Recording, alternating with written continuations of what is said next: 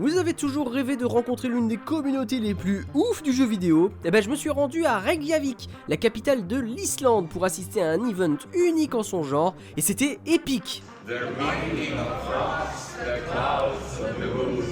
Bon alors non, je vous rassure, hein, j'ai pas rejoint une secte prônant l'évasionnisme spatial, même si c'est vrai que j'aurais pu en douter, hein, et en plus Tom Cruise il aurait kiffé. J'ai juste vécu le FanFest 2025 d'EVE Online. Et non, je suis pas allé au pays des Vikings en Drakkar. EVE Online, c'est un jeu en ligne plus vieux que World of Warcraft, développé par des Islandais, et 22 ans plus tard, il continue de passionner une communauté qui est vraiment à fond.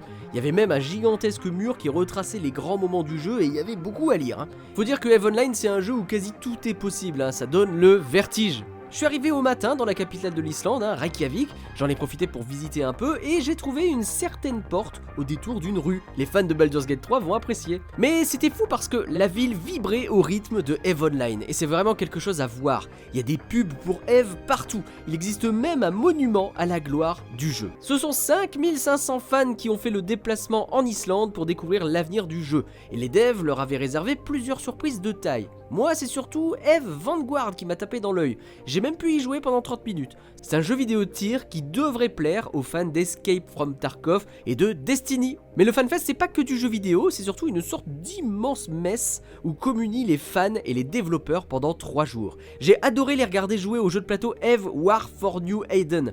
Par contre, j'ai rien compris. Mais pour moi, le clou du spectacle, c'était le découpage de melons à l'épée à deux mains par le grand boss sous les cris des fans. Voilà, il n'y a que EVE Online pour nous offrir des trucs comme ça.